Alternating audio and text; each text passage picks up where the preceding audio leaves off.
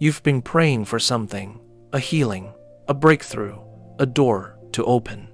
You've cried, fasted, believed, and still nothing. You start wondering, God, did you forget me? But what if his silence isn't rejection? What if you're not waiting for God, he's waiting for you? Maybe you're in that painful in-between. Not where you were, but not yet where you hope to be. You see others moving forward, marriages, promotions, answered prayers, and you're still stuck in the same hallway, with every door locked and no key in sight. But listen, waiting isn't wasted. In the Bible, every person God ever used had to wait. Not because God was slow, but because he was building something stronger inside them than what they were praying for. 1. Waiting tests your faith. Job didn't do anything wrong. He loved God and shunned evil, but he lost everything in a single day. His children died. His health was broken. His friends blamed him. Even his wife said, "Curse God and die." And through it all, God said nothing. Can you imagine that? When you try your hardest to do what's right, you pray, you believe, and you hold on to your faith. But God doesn't say a single word. Will you still believe? Job could have walked away, but instead, he said, "The Lord gave, and the Lord has taken away. Blessed be the name of the Lord." That's not blind religion, that's refined faith. Faith that doesn't depend on blessings to stay alive. Sometimes God withholds comfort to show that your faith isn't fake, it's truly forged. You won't discover faith in smooth sailing.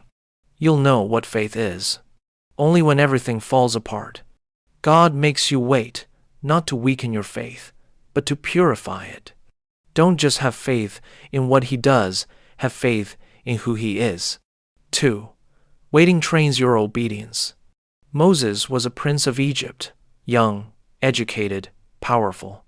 One day, he saw a Hebrew being mistreated, and he rushed in and killed the Egyptian. He thought it was righteousness, but it was really hot-headedness. So God sent him to the wilderness for 40 years. No palace, no audience, no glory. Only sheep, sand, and silence.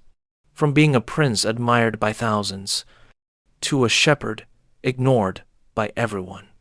In countless quiet nights, God rescued him again and again. In helpless moments, Moses saw God's faithfulness. 40 years of waiting turned "I can" into "God can." And when God finally spoke from the burning bush, "Go to Pharaoh," Moses was no longer that impulsive prince. He said, "Who am I? I'm slow of speech." He no longer moved by courage, but by faith. From that moment on, whatever God said, he did.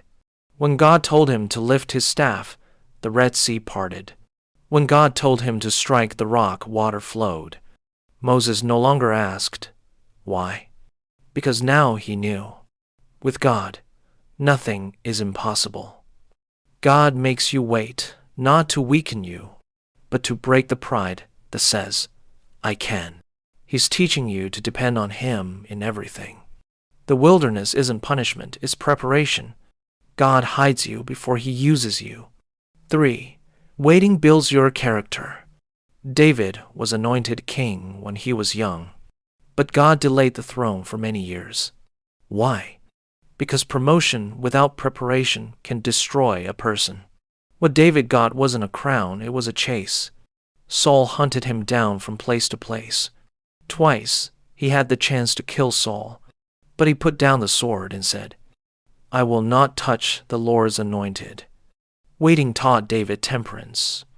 Temperance shaped his mercy, and when he finally became king, he didn't rule by force, he ruled with mercy. God's delay isn't forgetfulness. It's to protect him from being swallowed by success. God is waiting for you to learn discipline before giving you authority. Blessings that come too early can crush you. 4. Waiting reveals God's sovereignty. Joseph's life looked like one tragedy after another. Betrayed, enslaved, imprisoned, forgotten. 13 long years. But in one single day, God lifted him from the prison to the palace. If things had moved sooner, he might have taken credit. But now, all of Egypt knows this is God's doing. Not by might, nor by power, but by my Spirit, says the Lord. God's delay is to reveal his sovereignty. Waiting is the stage upon which God exercises his authority. 5. Waiting aligns you with God's timing. God promised Abraham a son, but 10 years passed. Nothing happened.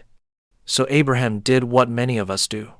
He tried to help God, and Ishmael was born, bringing years of conflict. God is not delayed, he is precise in his timing. Finally, at 100 years old, Abraham held Isaac, and he realized God's promise never fails. But his timing rarely matches ours. God's delay isn't a detour, it's alignment. What comes too early isn't always a blessing. In his timing, everything is just right. 6. Waiting is the process of entering into God's wisdom. After all Job's suffering, God never gave him a why. He gave him a who. He revealed the mysteries of the wind, the sea, the stars, and the thunder. And Job said, I spoke of things too wonderful for me to understand. Jesus also said, I have yet many things to say to you, but you cannot bear them now. God's silence is not indifference, it is protection. He is waiting for your heart to grow strong enough to carry the truth he longs to reveal. He makes you wait so you can grow enough to understand his wisdom. Some answers are not withheld. You're simply not ready to carry them yet. Maybe you think waiting means being forgotten, but waiting is how God shapes you. Job's faith was refined. Moses' obedience was trained. David's character was formed. Joseph's destiny was revealed. Abraham's faith was strengthened. And your life is being prepared too. God never wastes time. He works through it. Delay is not denial. It's part of his design. You're not waiting on God. He's waiting for you to be ready.